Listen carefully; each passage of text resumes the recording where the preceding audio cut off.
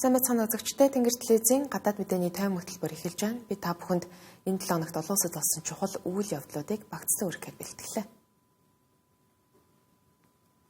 Японы ерөнхий сайд Такаичи Санегийн хийсэн мэдэгдэл энэ 7 хоногийн олон улсын анхаарал татсан ийм томоохон үйл явдал боллоо. Японы шинэ бөгөөд анхны эмэгтэй ерөнхий сайд хэрвээ бүгд найрамдах хятад ард улс Тайван руу довтолсон ямарваа үйлдэл хийвээс Япон улс энэ асуудалд оролцсноо гэх утга бүхий мэдэгдэл хийсэн. Энэ мэдэгдлийн дараагаар хоёр улсын харилцаанд мэдгэдэггүйц сэв сууж эхэллээ. Тухайлбал Японы гадаад хэргийн яамнаас бүгд найрамдах хятад ард улсад оршин суугаа, эсвэл түр хугацаанд байгаа Япон иргэдээ болгоомжтой байхыг сануулсан бол хятадын талаас иргэдээ Япон руу зорчихгүй байхыг уриалжээ. Нөхцөл байдал юунаас эхэлсэн бэ гэвэл 11-р сарын 7-нд болсон парламентын хурлын үеэр сөрөг хүчний нэгэн гишүүн Такаичи Санегээс Тайваны асуудлын талаарх байр суурийг нь сонсохыг хүссэн. Хариуд нь Такаичи Сане хүч хэрэгэлсэн, өдөөн хатгасан ямар нэг үйлдэл болох юм бол Япон улсын өөрийгөө хамгаалах хүчин идэвхжиж хариу үйлдэл үзүүлэх болно гэж хариулсан юм. Японы 2015 онд батлагдсан аюулгүй байдлын хуулийн хүрээнд тус улсын эвсэл холбоотон руу хэн нэгэн дайрах юм бол Япон улсын цэрэг зэвсгийн хүчин өөрийгөө хамгаалах горимд шилжиж хариу үзүүлнэ гэж заасан байдаг. Товчхондоо Тайвантай холбоотой асуудал үүсэх юм бол энэ хууль нь хэрэгжиж эхэлнэ гэж Такаичи Сане хэлсэн гэсэн. Энэ мэдээлэл мэдээж бүгд найрамдах хятад ард улсад таалагдаагүй бөгөөд тус улсын гадаад хэргийн яамнаас энэ мэдээллийг утгагүй зүйлээ гэж буруу шаасан.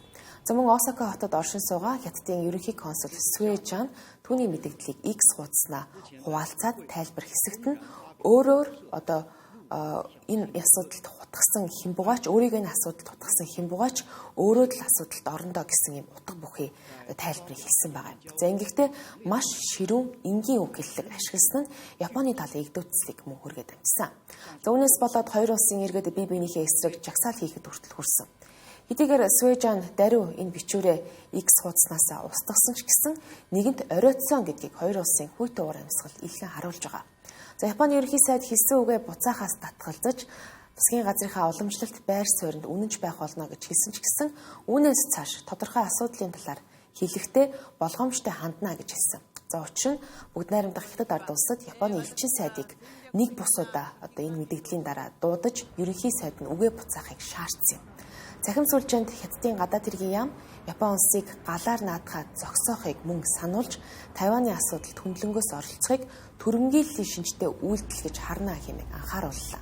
Тэгвэл Мянмар гарагт Японы гадаад хэргийн яамны Аз далайн орнуудын хэрэг эрхлэх газрын дарга Кане Масаки хятадын гадаад хэргийн яамны Азийн орнуудын газрын дарга Лю Чинсүнээр болон холбогдох хүмүүс уулзаж яриа хэлэлцээ хийсэн. Гэвч үр дүн сайнгүй буюу уур амьсгал мөн л төгшүүртэй байсан талаар хэвлэлийнхэн мэдээлж байгаа юм.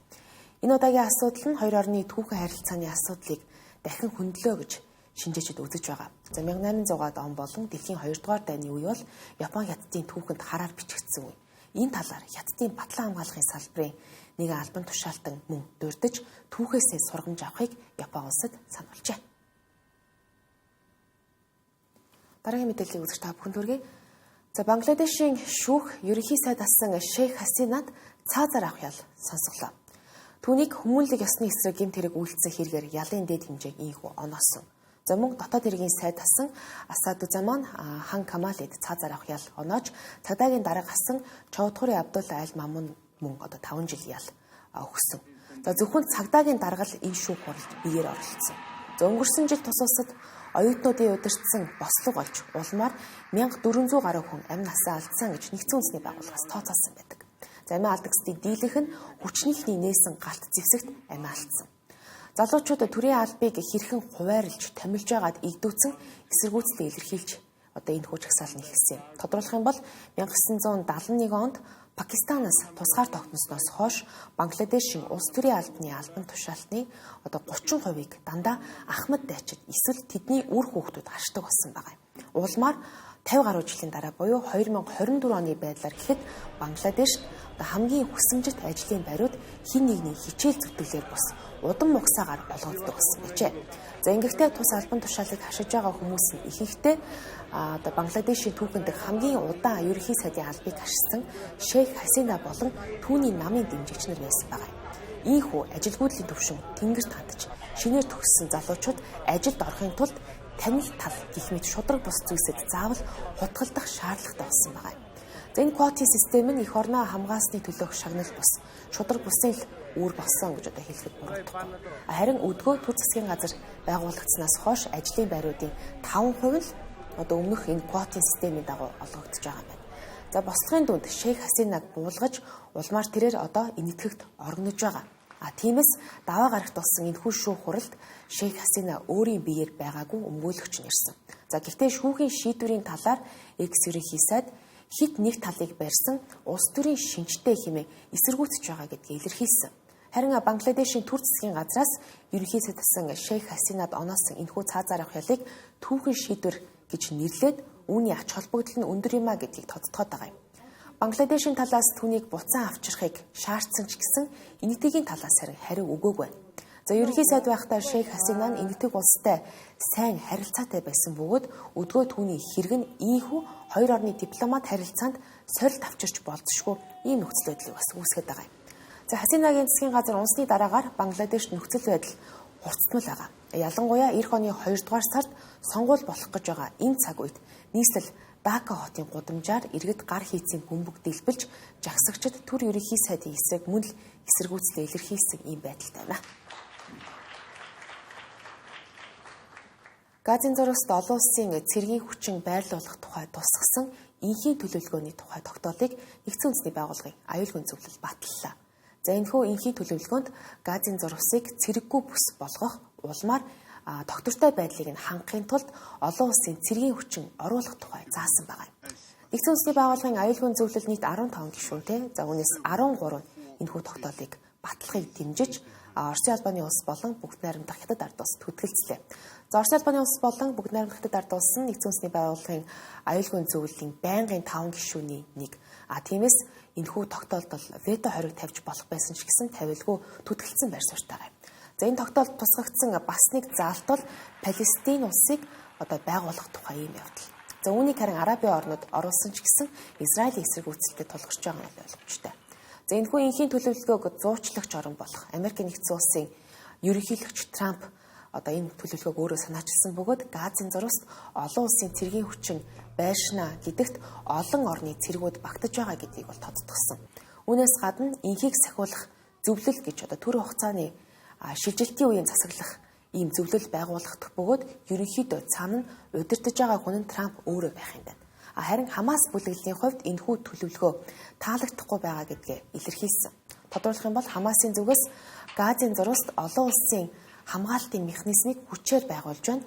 За нийт ард түмэн болон Хамас бүлэглэл энэхүү тогтоолын эсрэг байна гэж байр суурьаа илэрхийлсэн. Өөрөөр хэлэх юм бол хэд нэг талыг барьсан гэж үзэж байгаа. Хамас бүлэглэлийн хувьд тэдний зэвсгийг хураах тухай энэ тогтоолд заасан нь эсэргүүцэх хамгийн том шалтгаан болж байгаа гэж шинжээчид харж байгаа юм. Харин Палестины засаг захиргаа өөр байр суурьтайгаа. Тодорхойлох юм бол тэд үнийг тусгаар улсаа байгуулах эрхийг нь баталгаажуулж Газын зурвас руу орох тусламжийг саадгүй ирэхэд хүргэнэ гэж үзэж байгаа. Өөрөөр хэлэх юм бол дэмжиж байгаа. За Израилийн хувьд энэ тогтоолыг мөн баталснаар их тайван батчна гэж харж байгаа юм.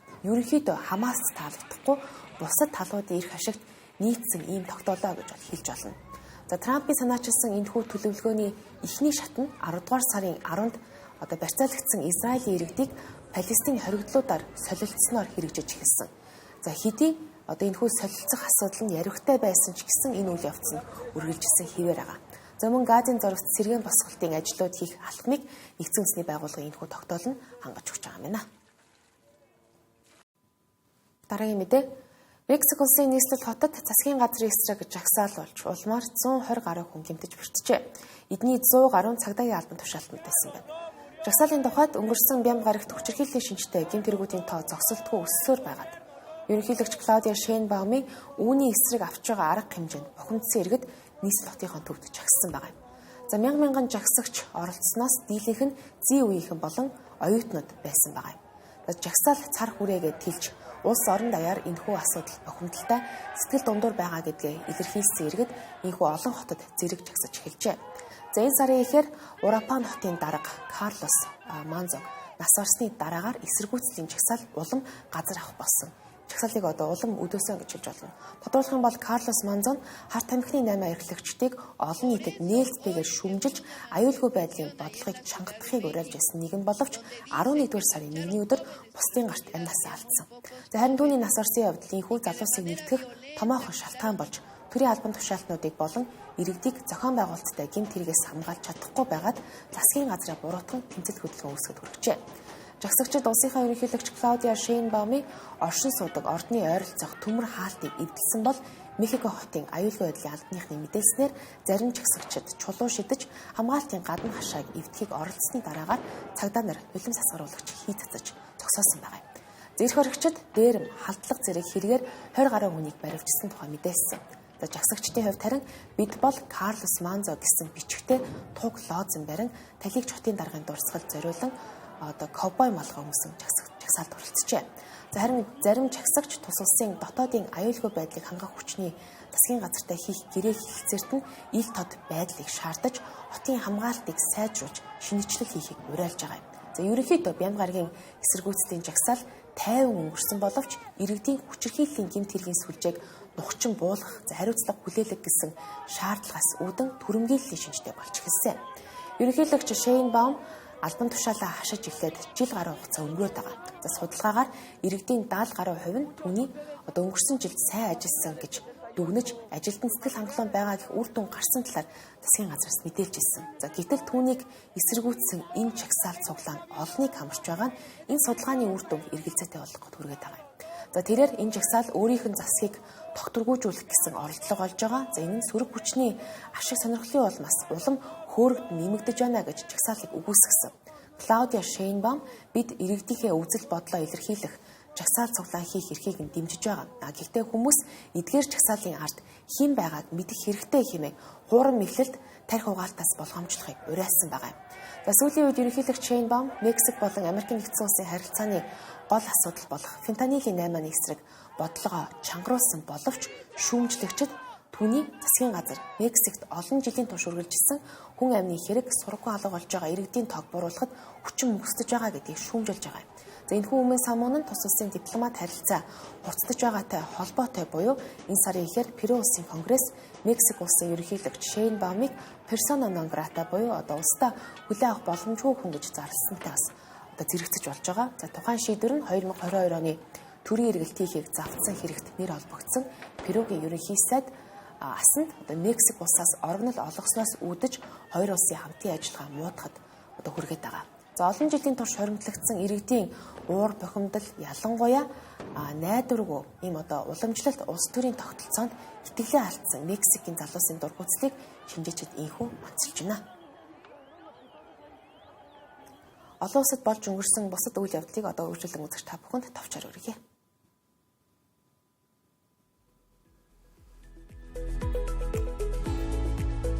Шанхай хамт ажиллагааны байгууллагын гишүүн орнуудын засгийн газрын тэргуун нарийн зөвлөлийн өргөтгсөн хуралдаан энэ сарын 17-наас 18-ны хооронд Орос улбаны улсын Москва хотод боллоо.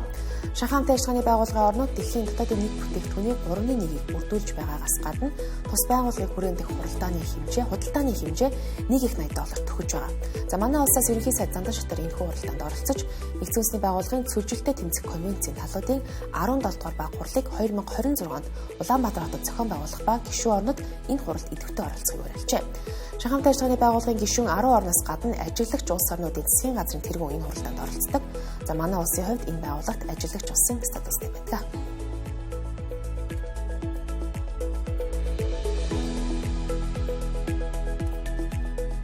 Америк нэгдсэн улсын конгрессийн 2 танхим мягмар гарагт бэлгийн хүчирхийллийн гэмт хэрэг үйлдэгч Жеффри Эпштейнтэй холбоотой бүх баримт бичгийг ил болгохыг шаардсан хуулийн төслийг баталлаа. Энэ санал хураалтыг Дональд Трамп болон төлөөлөгчдийн танхимын дарга Майк Джонсоноор эсэргүүцэж байсан ч намынх нь буюу бүх найрамдах намын их гишүүд тэднийг эсэргүүцнэ гэсэн тул ийхүү байр суурь өөрчлөлт хүрсэн юм а. Трампыг эсэргүүцэгчид болон арчилсан намынх нь түүнийг Эпштейнтэй холбоотой гэж үздэг лээ.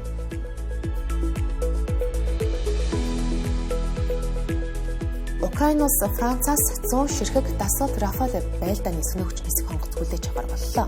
Украины ерөнхийлөгч Володимир Зеленский Францын ерөнхийлөгч Эммануэль Макрон тус өнөөгч онгоцыг нийлүүлэх тухай харилцан ойлголцсон санамж бичигт гарын хэсэг зорьсон юм. За эдгээр онгоцыг худалдан авснаар дэлхийд хамгийн хүчирхэг тооцогдох агаарын довтлогоноос хамгаалах системүүдийн нэгийг байгуулах боломж бүрднэ гэдгийг Володимир Зеленский хэллээ. За мөн Украин энэ сонирхогч онгоцоос гадна агаарын довтлогоноос хамгаалах систем мөн агаар ангиллын пуужингуудыг худалдан авч магадгүй байна. Украиний ерөнхийлөгч Володимир Зеленский Турк улсад альчлаа. За тэрээр Туркийн ерөнхийлөгч Режеп Тайип Эрдогантай Анкара хотод уулзаж Орос-Украиний дайны асуудлаар хэлэлцсэн. Тус хэлэлцээнд Орос Албаны улсын төлөөлөгч Ильих Гогтой гэдгийг мэдгдсэн. За Турк улс нь Орос-Украин аль алинтай хэвийн харилцаатай бөгөөд өмнө нь дайныг зогсоох зуучлагчаар нэг бусудаа ажиллах гэж оролдож байсан. Тиймээс Зеленскийн Туркийг зорьсон явдал нь үр дүнтэй байх магадaltaй гэж шинжээчид харж байна.